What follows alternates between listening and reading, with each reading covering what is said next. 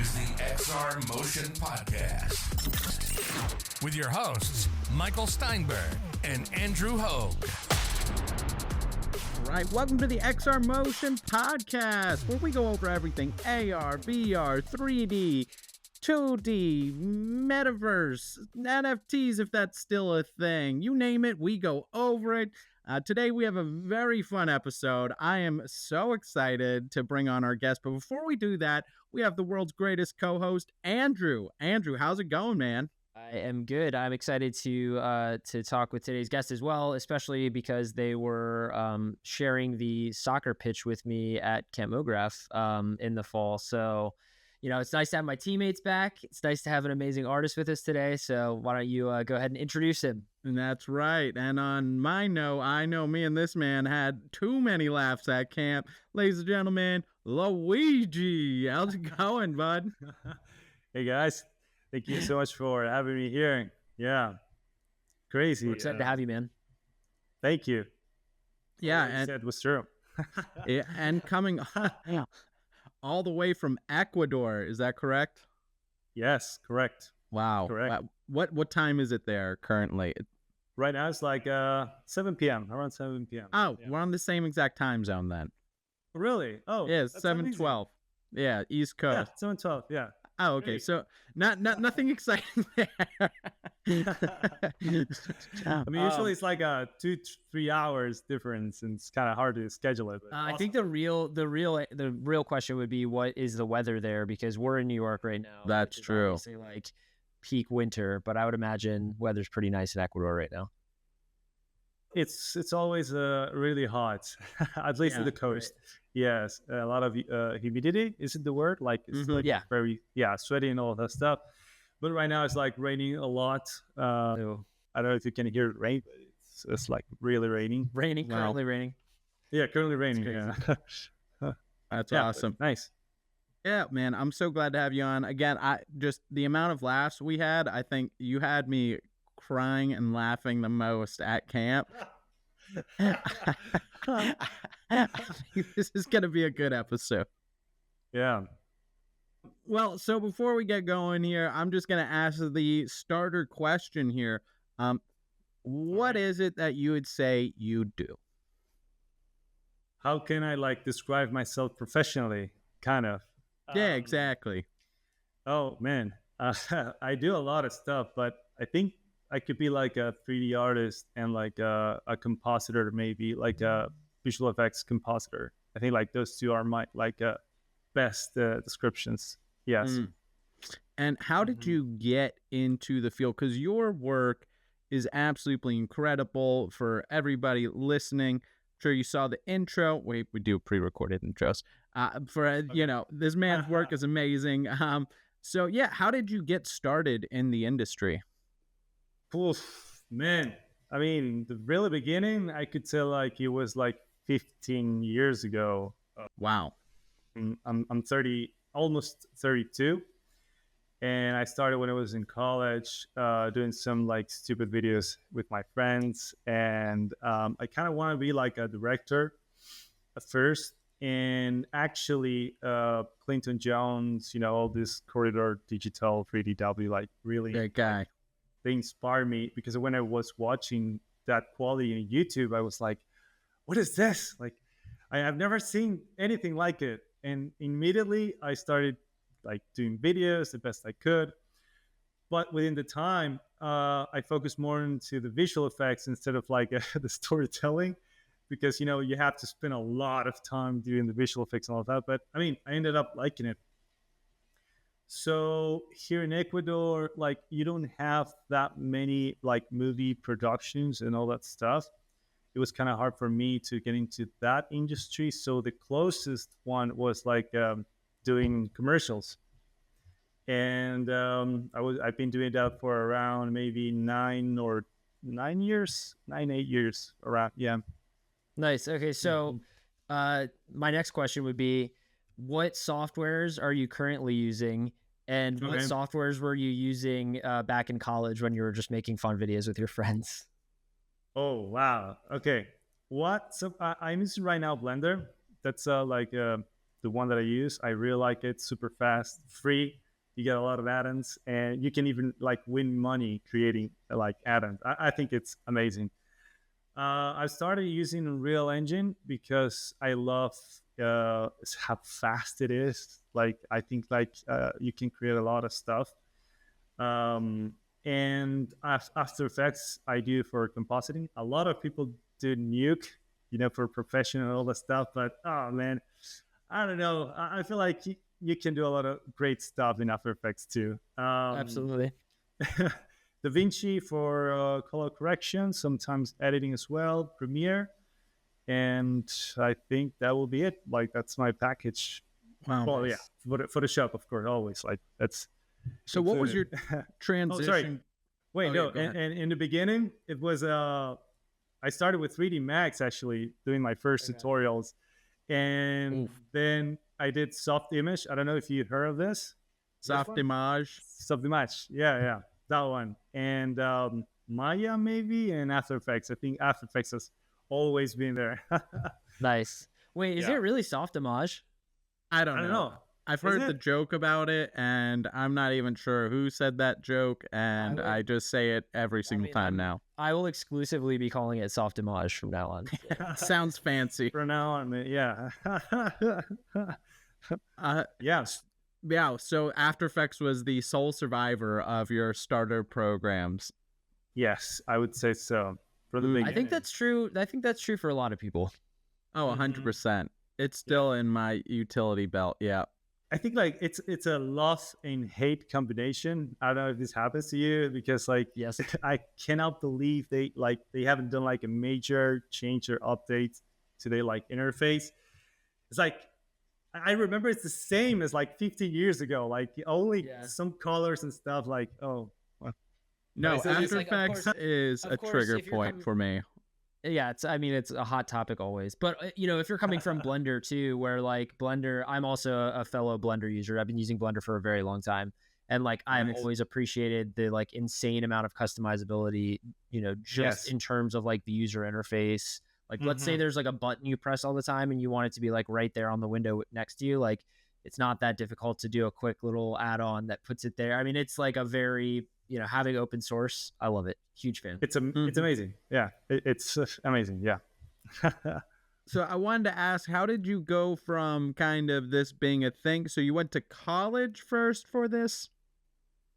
Yeah, it was like I don't know if it's a college, but it was like a 3-year institute, like a community college, maybe some sort of that. But I couldn't say I learned too much there. I learned kind of like the basics, and I think it really helped me just to get to know like real professionals. Like the teachers there were like actually working in this media, like commercials, and I just showed them my work, and then I asked them like if I can work with them, and like that's how I was so slowly getting into that industry because. The institute, I don't know. I don't think it was the best, but it got really great people there, so I can't complain. Yeah, maybe because like maybe because I was watching too many YouTube amazing stuff, and I was doing like logos and like, oh man, what am I doing? But yeah, it is kind of a strange time to have like come up during that because I think education is always kind of a little bit behind in like what it's teaching just because it needs to figure out what is like standard. And if you think of like what happened with VFX and animation, it just everything happened so quickly. It's like very hard to keep curriculum up. And then it's like at the same time, we had this incredible thing called YouTube that happened. And suddenly you have like the Andrew Kramers, all those like all the early boys just getting on the internet and being like, check out all this nerdy stuff I've been doing. And everyone's just, yeah, exactly. really able to like upskill very quickly. So, I literally, and also I think the best thing about college, anytime anybody asks me, oh, should I go to college for this field? I think the number one thing you get out of college is exactly what you said. And it's kind of a community and it's a great place to network. And exactly. You get a lot of opportunities, and just meeting other people in the field is, dare I say, half the challenge when you're starting out. It's tough to do. And when you get to have that, blood brother and sister relationship where you're working on projects together, it's invaluable, right? So Yeah. I think that's like the best part about going to colleges is those resources and Yeah. networks Yeah. that you get to You build get there. the computers, the people, like you can ask the teachers, your friends. Yeah. I mean, yeah, it's great. So after school, what was your next step? Did you work for a studio? Did you go freelance? Yeah, I started working right away, almost like last year, as soon as I was kind of like graduating. So I was trying to work and study at the same time. I always done terrible mistakes of like never managing times, and I was like studying, working, and also like doing some freelance. And I didn't sleep like for 36 hours, almost 3 days. It was crazy. I think I had like 20 years or 21. I don't remember, but I was so exhausted that I remember that I literally passed out while I was working, and my friends took me a photo, and I was like this. They In thought I the was chair. they thought I was taking a break, but I was literally just like passed out like there. I could I have get it. died. I could have died, but yeah. I mean, yeah, unfortunately I do. I think I have similar stories, there's always, especially when you just, a lot of it is like, I don't think you would really do that if it were just work. It's like, obviously that shows, I think, a level of excitement and passion, especially when you're first Yeah. learning all that stuff. It's like, when you first make an effect happen the way you want it to, or like you get a render to look the way you want it to, it's like that Yeah. feeling is, you start It was chasing it. amazing. You're just, Like yeah.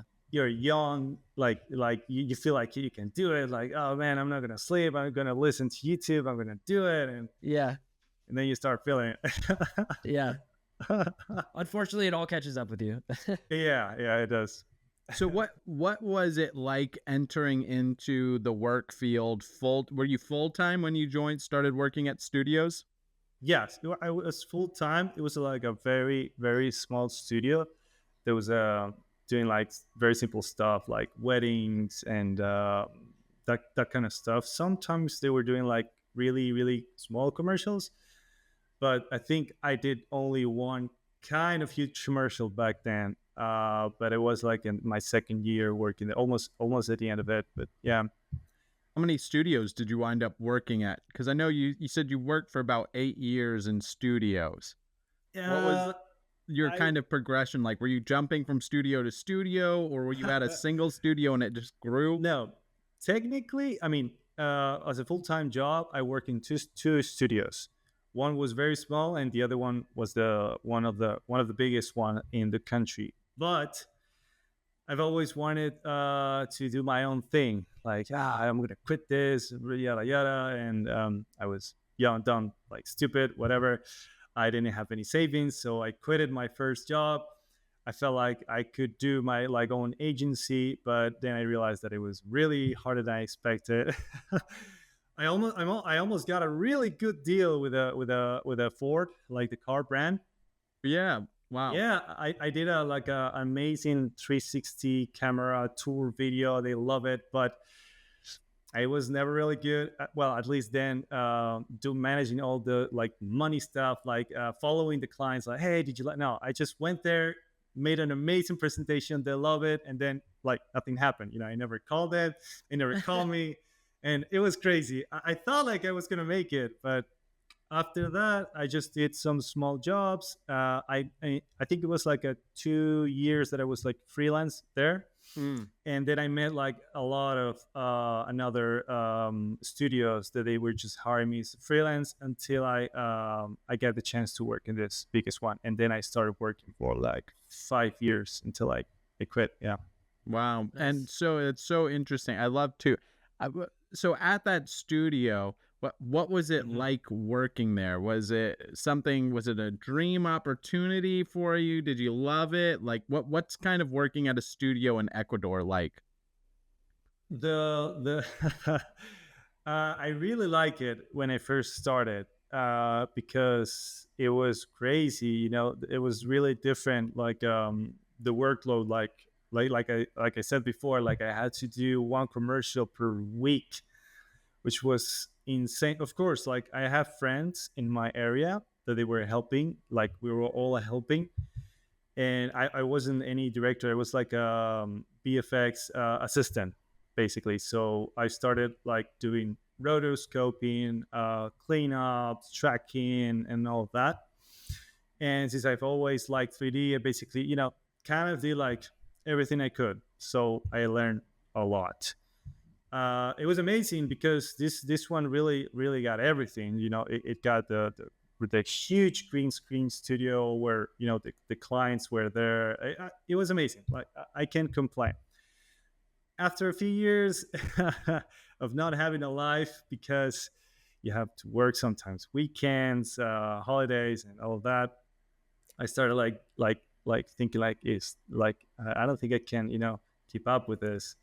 And also like I don't want to do this because when I started, I want to do like my own movies and stuff. Like I never projected myself for like I want to do commercials for my whole life. Although it's fun, it's great. It's not like what I wanted. I'm still doing it, but like trying to change that road slowly. Like trying to cross that. Hopefully, we'll make it. Yeah. What were some of the pros of working at a studio? Well, you get a paycheck by the end of each month. I think that was most important. The chance that you get to meet a lot of great people like in the industry. Like I felt like I met like the pros, at least in that company, that they taught me a lot. Like they really taught me a lot. And maybe meeting like the agency, like how the industry really works, like at least here in Ecuador. And yeah, I would say those were the pros. Yeah. And the negatives, I know you mentioned working a ton as well, maybe it not aligning with your path of wanting to be a director, make your own films. But what were maybe some of the biggest negatives you felt working at a studio? Biggest negative, well, at least here in Ecuador, I don't know if it's something from South America thing, but the market, it's really corrupted in terms of like payments.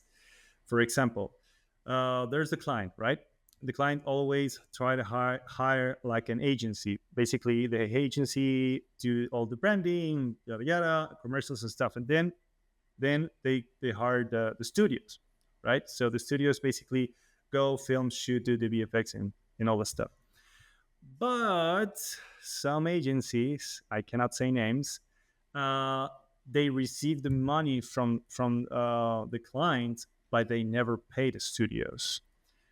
And they tell them that you gotta wait for like 6 months because the client hasn't paid us yet, or even 1 year. Like many studios here in Ecuador, like they went bankrupt because it's impossible to sustain a business like that, Wow. And that's what I know. But what I heard is that some of those agencies basically like use that money to put it like on the bank and try to win, like, I don't know if it's interested or something. Sure. And, like they were paying the studios after a year. It was crazy. It was a whole. They were trying to collect like interest or put it in the stock market and you pay out the dividends. I mean, there's definitely a measure of that in the States, I'd say, with even people being like trying to get things on net 30 instead of nets. Sometimes you wait a couple months to get paid, but I don't think I've ever heard anything like that. I heard of that of some agencies, maybe not, but when I heard that, it was like, okay, I definitely need to change this market because it's just terrible.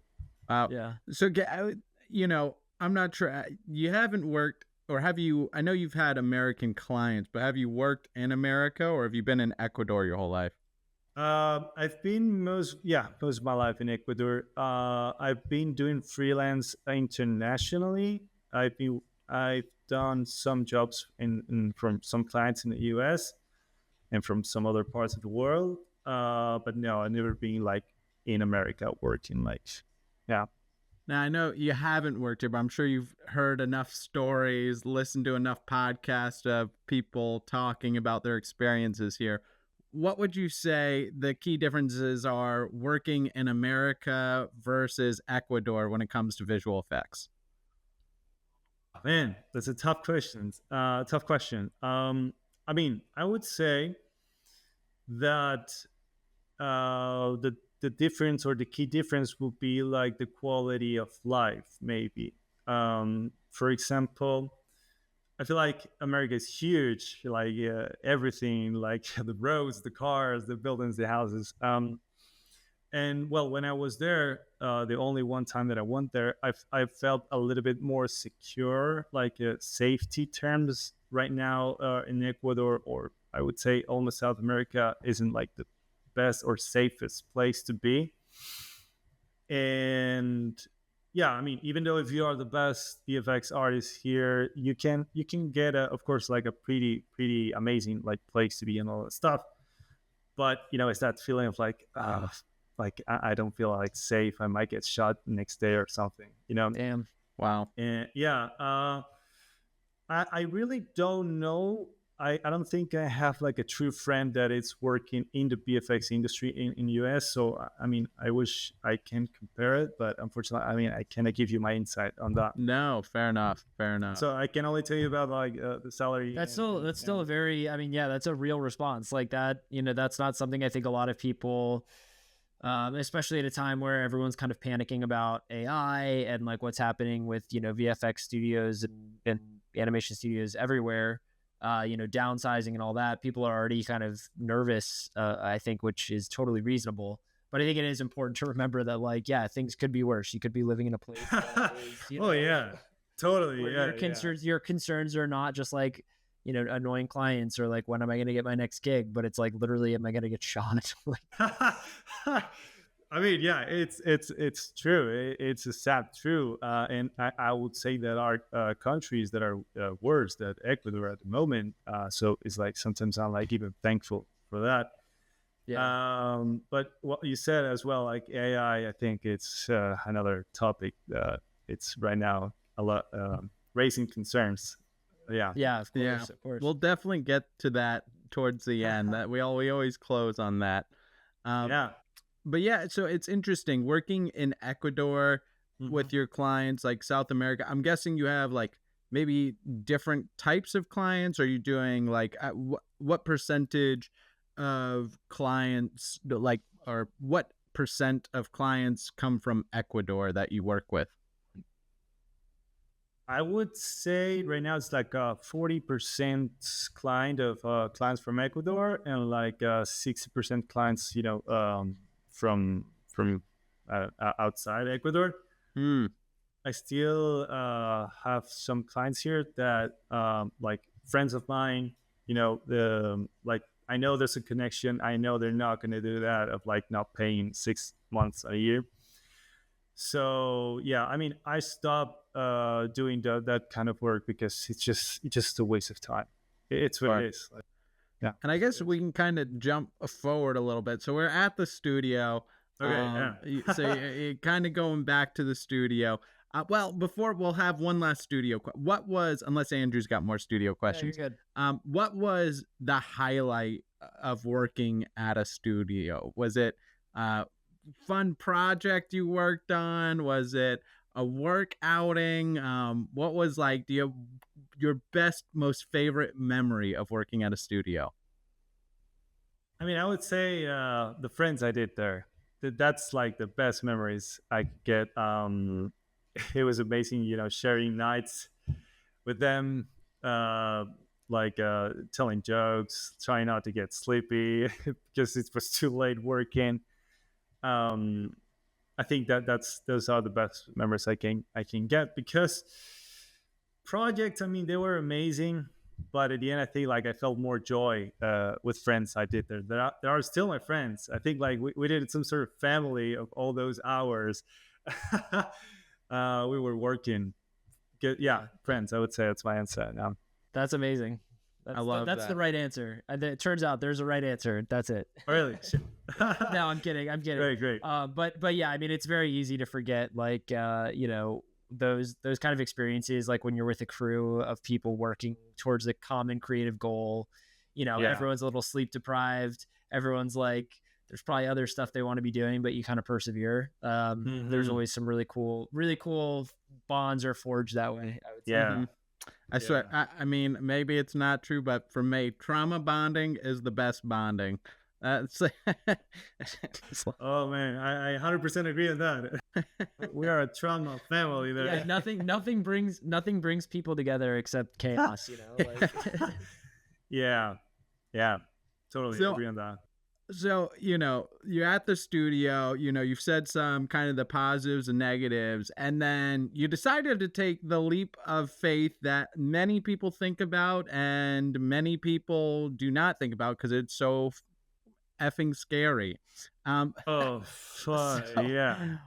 What was it like leaving a full-time job at a studio and going freelance?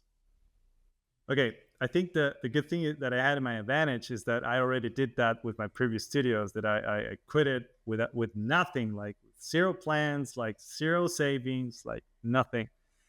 This next time that I was working at this big studio, like I was a little bit more mature, I thought. And I had some savings. I did a lot of stuff, like I bought my first car, and I did a lot of stuff that I promised myself that I was going to do. I wanted to buy a house to be like really like calm, safe. Like, okay, fuck, I bought a house. Like, now I can quit. An apartment, sorry. But I didn't want it because like I don't really like much the apartments that you get here in Ecuador for like a decent price. So I never really went to that option, but I really started thinking when I was at my second year working in these big studios, like this isn't something that I want to do, and I think it took me like almost 3 years to make that decision. Wow! And actually, I started working on the Clinton Jones Challenge. That was my first time like doing something international, and my eyes opened. Because I never expected to get a top 100 the first time I participated. I only got like a month using Blender, and it was crazy. Wow. Which challenge was that?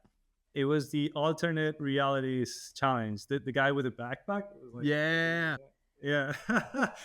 And you know, that's something amazing of those challenges, because it doesn't matter if you don't get the first place, because for me, the top 100 brought me a lot of opportunities. Like, for real, I met a guy from Sweden that we're amazing friends, and we did a really great NFT project because of that, because he loved my work. And I also met a guy in San Francisco that we are amazing friends now. And we are, I mean, he has his own nonprofit, what was it called? It's not company or organization. Yeah. And I've helped him with a lot of his projects. So it's amazing the opportunities you can get only by participating in the top 100.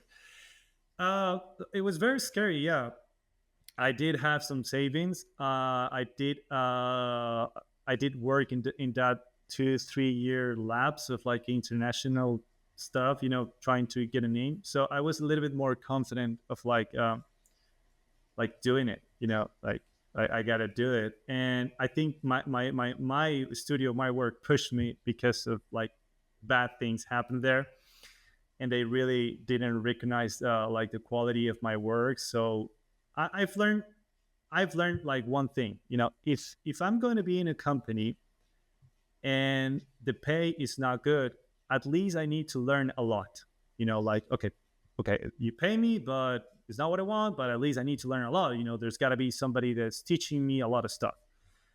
But there was no one, like literally everyone quit. Like it was just me and one friend, and we were not learning. So the payment was the same. I tried to get a raise, I didn't get it, and it didn't work, you know. And the other way is like, okay, if I'm not learning, at least, you know, pay me really fucking good, because I'm putting my time here, you know.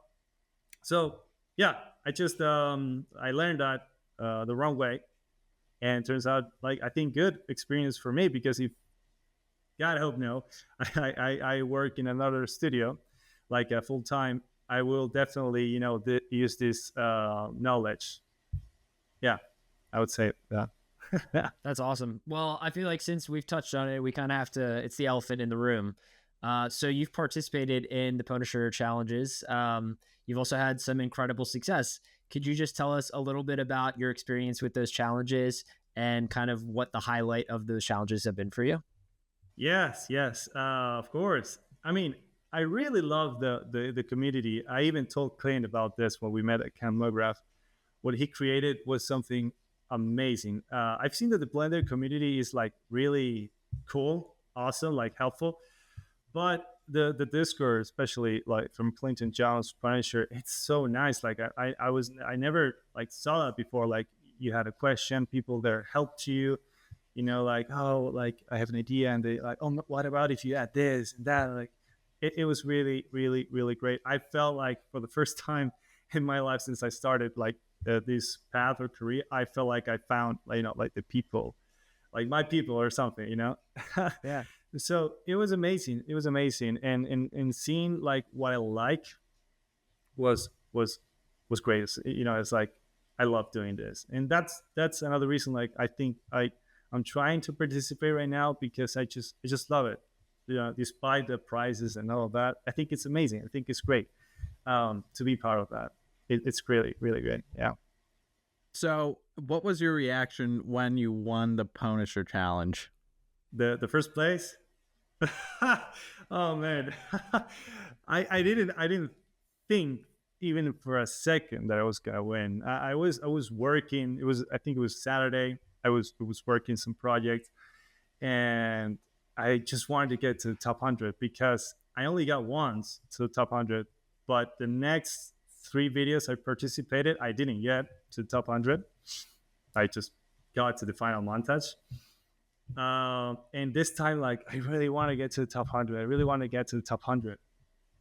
And then I started watching the live stream, and then, oh man, I don't see my video. I'm just gonna pause it. I'm gonna keep working. And then I went back 2 hours later, and then I just moved forward. In the thumbnail of YouTube, you see like the bar. Mm-hmm. You see a lot of small videos, and then I saw my video. And I saw at the end, and it was like, my God, no fucking way! I got to the top 5. I never expected to be the first one. I just saw like I got to the top 5. No way!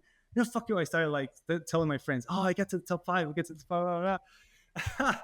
And then I saw the first place and Clint saying my name. I started yelling like crazy. I was here doing like no.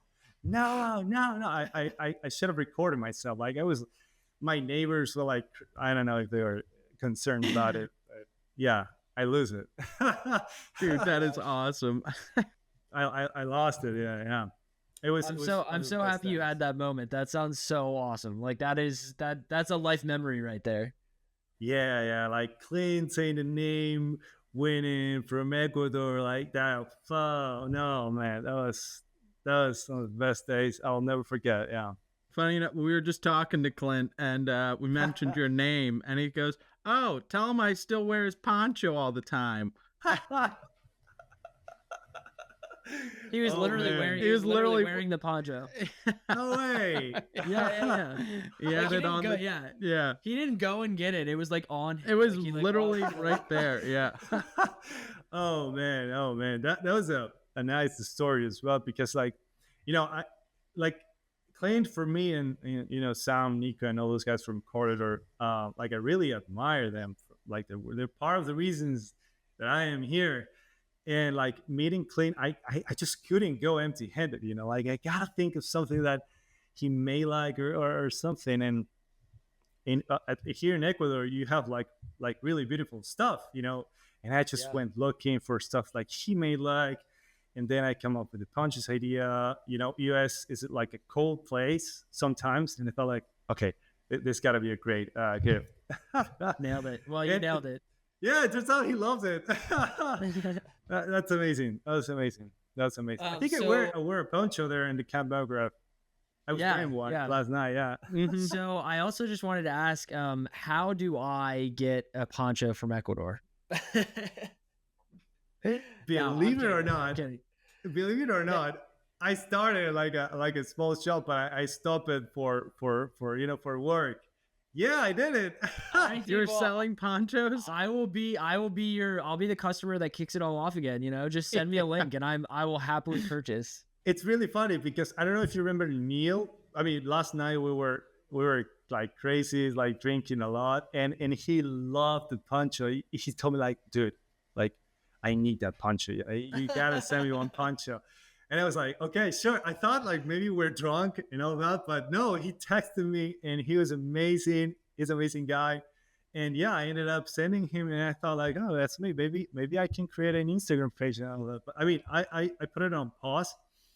But yeah, I'm considering, just for fun and selling punches. That's so good. Okay, but a serious question. So as a Pwnisher Render Challenge winner, what would be your biggest tips to people that are participating in the challenge today? Oh, okay. I would say two main things. Like, if you're going to participate, you should like have the mindset of learning. Like learning a little tool.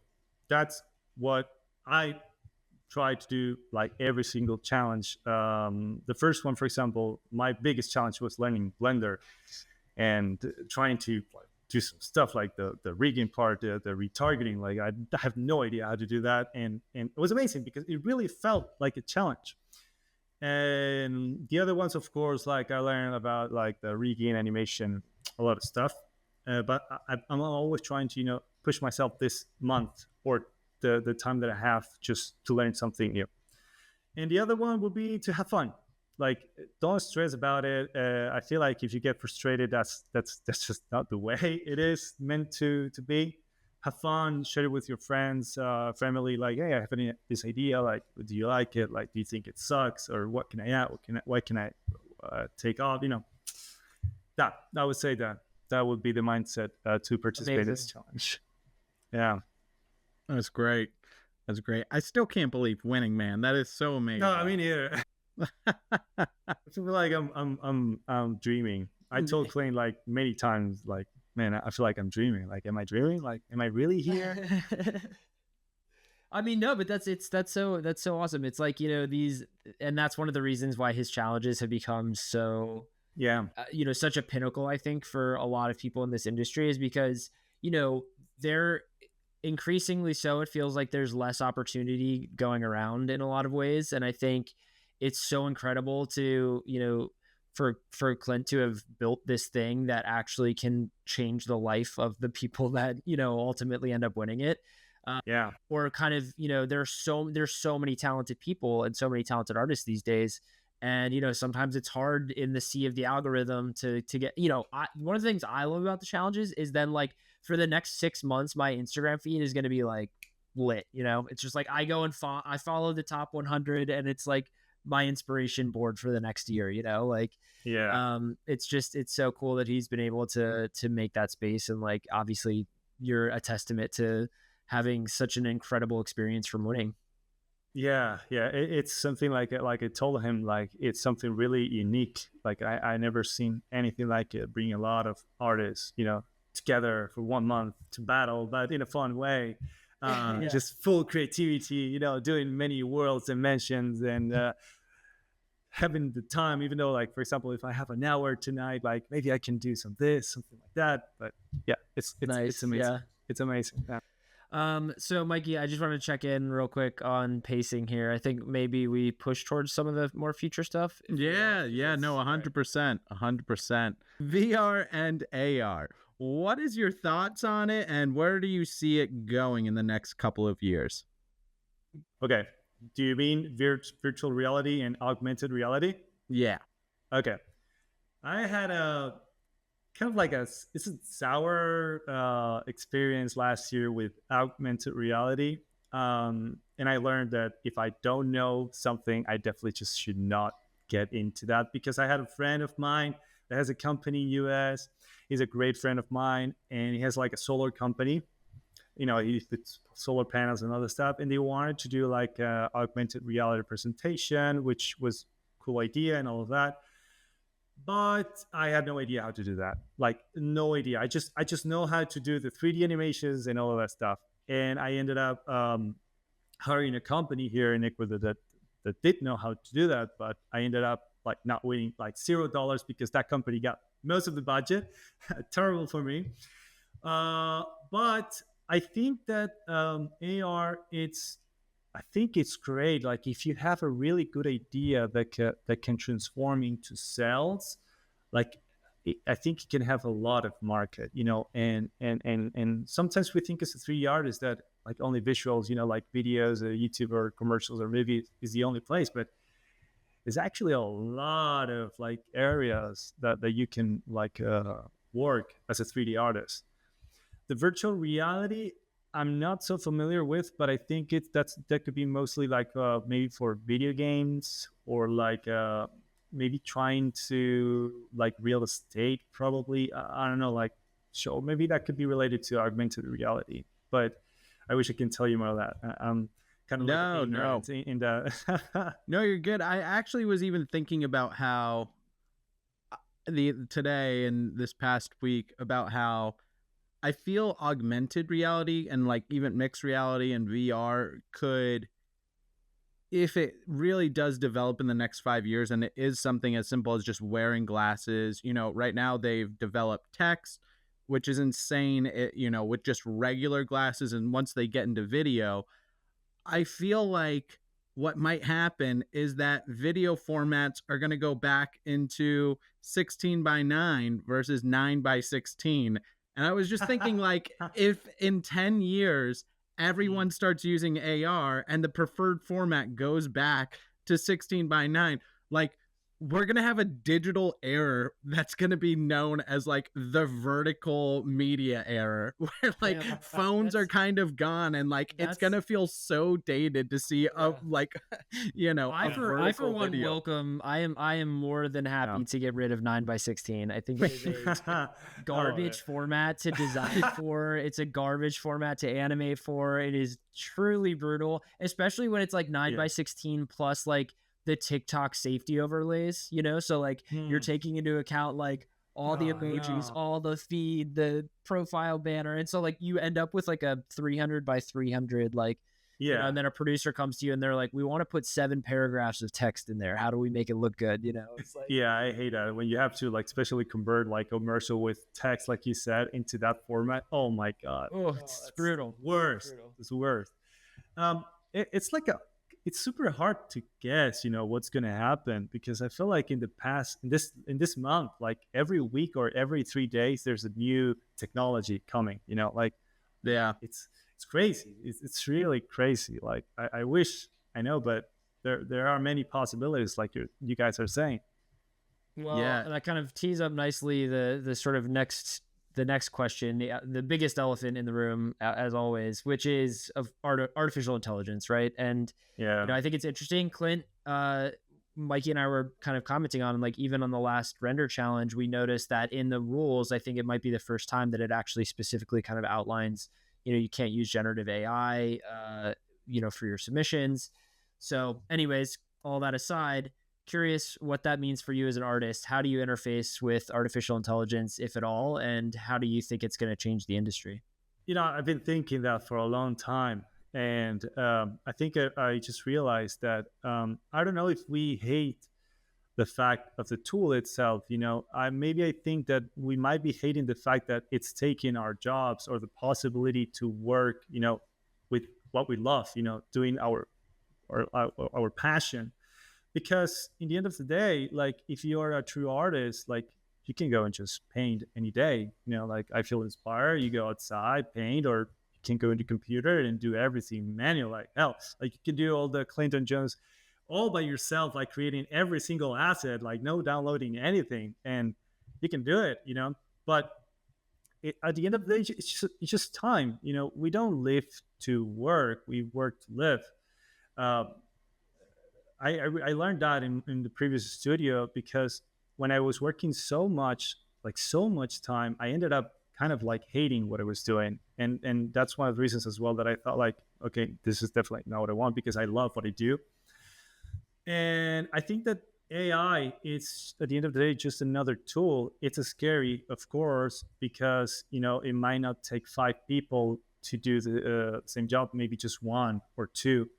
Of course, that's just going to reduce the the jobs. It definitely is.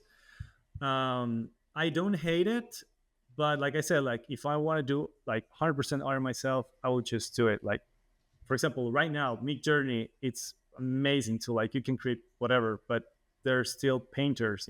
There's still people who love painting. So I think that's my take on AI. Yeah. Have you used AI? I know you mentioned Mid Journey. Are there any tools that you are currently using with AI? Yeah, right now I started learning a lot into that world because one of my friends told me this like analogy and like really got me thinking. In the past, where no cars, people were selling horses, right? And let's say somebody came with a bright idea of like instead of riding horses, why do we ride cars? They're faster, they don't die or whatever. And what do you think is going to happen? Like people is going to adapt to cars, and slowly, horses or the business horses is going to die. And that really got me thinking. Like, damn, he's got a point. I feel like personally, I love creating, and that's just never going to stop. I'm going to keep doing it. But this is a business. At the end of the day, like I should be able to provide my family, to my partner, my kids in the future when I have them. And I think it doesn't matter. I mean, we need to see it maybe as a business and in our free time, do what we love. And the tools that I've been using, I think it's like Midjourney, Kling, the typical Leonardo, Minimax, Runaway, ML. And of course, like sometimes it kills me as an artist because you see like some artifact like moving something wrong or the animations. It sucks. It definitely sucks. But I've been following it. I've been following it for 3 years. Not like every single day, but I've been doing small tests. And I even got like the first test I did like 3 years ago in Mid Journey, like a horse on fire. It was shit. It was crap. It was total crap. But now if you put like a horse on fire in Mid Journey, man, it's like beautiful 3D render, almost perfect. So I think that's the same thing that's going to happen with video. I don't know if it's going to happen maybe in 2 years or at the end of this year, but it's just evolving very, very fast. Mm-hmm. Yeah. And I think your take is like the sort of pragmatic approach that I also agree. I think it's a very inconvenient thing, I think, for a lot of people, and I wish in a lot of ways that it didn't have to be this way. Yeah, but it's like if you're in this industry and this is what your livelihood is and you want it to continue to be that, it's irresponsible of you not to try to at least learn and understand what these tools are. And like that sucks because some people are still just like, I just want to be, it's even strange in our industry to see people that are hyper specifically like, I'm a character rigger, or I'm really good at like, vertex painting and like painting sculpts and stuff. It's like, we're already kind of expected to be a jack of all trades, even, if you have more focused niches or things that you like to do. It's like, you kind of have to jump in and out of different programs. And so, I think, just as you said, Luigi, it's like the AI stuff is just the natural extension of that. It's just also the most overwhelming, right? Because there's this existential dread that accompanies it of like, is this going to replace me entirely?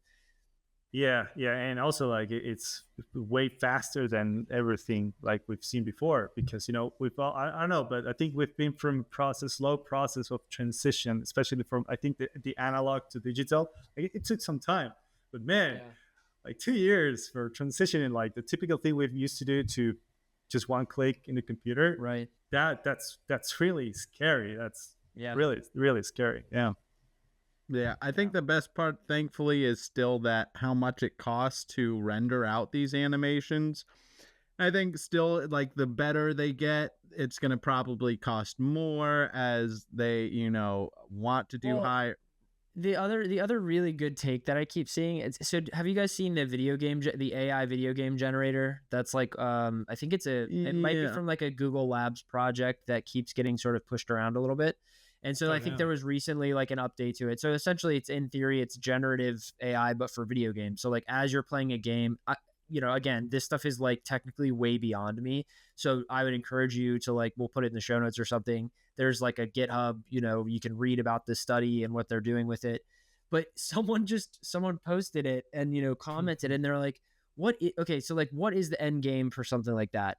Replace every 3D game dev and then churn out like 500 AAA titles that basically makes the concept of a AAA title meaningless. And then everyone, like, it all kind of ends up being in service of what, like, who's going to play all the slop that gets generated by an AI video game generator? If it can do an infinite amount of variations, most of it's not going to get played, Mm-hmm. So it's interesting because I think we see that with like image generators and video generators, which is like, a lot of times I feel like we're just chasing this dragon of like, we don't really know why we're building all this stuff, but like, we're going to figure it out later and it'll probably be useful for stuff, which is also kind of exciting because that means you can do whatever you want with it and there are no rules. And yeah, in some AIs, there are no limitations or restrictions. Yeah, right. That's true, which can also be a very dangerous thing. I mean, yeah, it's in the end of the day another tool. But I think, like, if you as an artist, play your cards very well, like, maybe you can. I think now it's like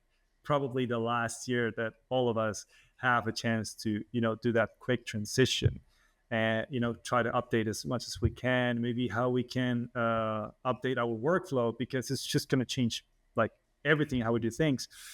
And maybe we get a shot to keep doing stuff, because we might think we need to change the chip sometimes as an artist and maybe put the chip of a businessman, or like, even if you want to do, for example, you want to create a product or like a brand or something, you will still need people to do it. You need to handle a lot of stuff of business to be doing the logo or videos. Like there's always going to be people to do that. I think I could be wrong, but yeah, that's my take. No, I mean, it's like, I feel like there's still just another level of artistry. Like, as soon as the playing field becomes even, well, the person who takes the extra step is the one that's going to shine bright. So it's kind of just, there's always going to be somebody pushing the boundaries and somebody pushing the bar. And I feel like that's one thing, like, even with some of the AI stuff I've been generating, I feel like, okay, well, now I'm going to bring it into After Effects, put some custom particles on it, do some color grading. And now I feel like I just got an upper hand on everybody, or, other people are going to be trying to make interesting story. Like there's always going to be a new level that hasn't been crossed yet, and someone's going to figure it out. And then that's kind of going to be the next step. There was a demo I saw recently of like a video brush feature. I don't remember what model it was, but essentially it's like sort of like the roto brush in After Effects, so you kind of like select the objects that you want to generate something over top of. It tracks the footage, and then it was basically like a person walking into a soccer stadium, but the stadium seats were empty. And the generative prompt was like, fill it with a crowd, right? And someone was kind of like being snarky, being like, yeah, like this is going to replace all VFX artists. And then like most of the comments are people being like, I'm a VFX artist and I would love to have this. This would be an amazing feature. I spent a lot of time, like I waste a lot of time filling out like crowd sort, putting a bunch of crowd in the background that you're not really paying attention to, and they just need to like look believable from 600 yards away or whatever. It's like, dude, that is so true. Like if that were built into After Effects, just like a paint crowd gen kind of thing, people would use it all the time. Exactly. Like I honestly just using Kling a lot, especially recently this week. It's like I need more controls. Like I need more controllability. Like, oh, I want a hand to hold a flower.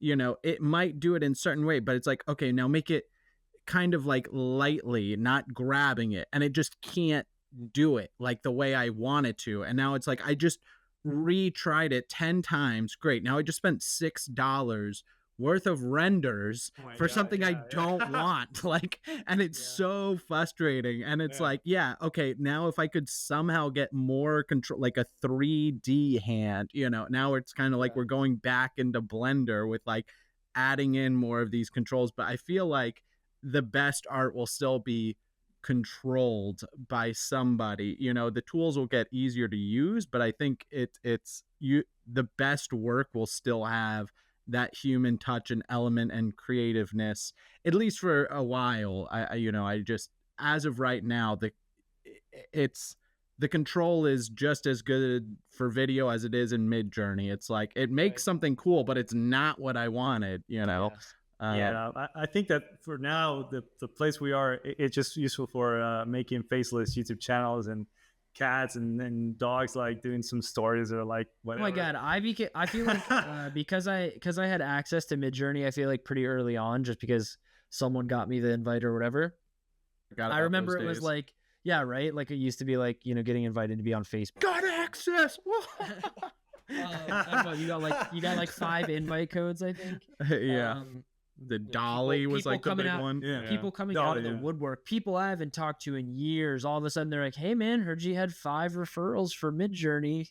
Can I maybe get one of those?" No, but I remember like those like early days of Midjourney. The comparison of it sort of being like a slot machine or like a casino. And I think that's like still. I think a lot of what they're trying to solve is that exact problem, which is like, how do you give user input control while simultaneously sort of letting the AI do its thing, Yeah, but one thing that I've seen is like, it's still, we still have these tools, these AIs that are amazing, but I think it depends on the person, on the artist, how you use them. I saw, I think last week, a guy doing like this blackfish, this like really horrible blackfish. I don't know the name. There's like a lie there. And he did like a Pixar animation, and it got on Instagram like almost 20 million views. But it was, it was his idea, like the way he wanted. Of course, he edited and some stuff because he had a lot of limitations, like you said. But still, he put his creative part into it. Yeah. Like, if it was really that easy, like, why didn't I do it? Why other people do it? It was your idea, and he did it, and that's a great video that was very emotional at the end. Yeah, I love it. Which is like I feel like that plays very much like your whole perspective too. Like you said earlier, the chip that comes out, that's like the artist chip and the business chip. It's like, sometimes I think it's very hard to like objectively make decisions about your work if you're always looking at it in the artist chip, the second, look right now, like at the very least, if you want to be really pragmatic about it, it's like AI content is definitely preferred in a lot of ways on all the algorithms. If you start doing BTS videos of like, I took a Midjourney thing, brought it into After Effects, multi-plane cameraed it, made it look like some stuff moved around. I don't know. That's like a hot video to make right now. I think a lot of motion designers are capable and have the skills to do it. It's just, not many are. For one reason or the other. But if you can kind of remove yourself a little bit from it and think about it more of like an experiment or an exercise, it doesn't mean that you're an AI artist or you have to be. Yeah, exactly. And also it's like the massive production of it. Like, how do you compete against, maybe a 14 or 15-year-old kid that's doing AI 1 video per day, and doing 3D, it's really hard. Like it take a month to do 5-second video. So it really depends on what's your end goal with this. Well, aside from obviously the future of technology and stuff, just curious about the future for you as an artist. What do you have on the horizon? What are you currently working on, and where can people kind of find some of the projects you're working on? I've been always terrible with social medias. I've been trying to fix that. I think Instagram could be like the best, or YouTube. Yeah, my YouTube channel. They can find me. And I think I'm going to do as well a transition, take a step back and think, is this like a commercial stuff, what I want to do? Maybe I will just do like small videos for brands on social media, or just like do YouTube. like do content for YouTube, educationals or whatever it comes to my mind, crazy stuff that I want to create. Yeah, I think I love it. I have in mind. Well, any other closing thoughts, Luigi, before we get out of here? Yeah, are you gonna be in Camp Mograph this year? Yes, sir. Yeah, 100%. Awesome. 100%, man. Awesome. Thank you, Luigi, for being on. Thank you so much, guys, for having me here. I had a blast.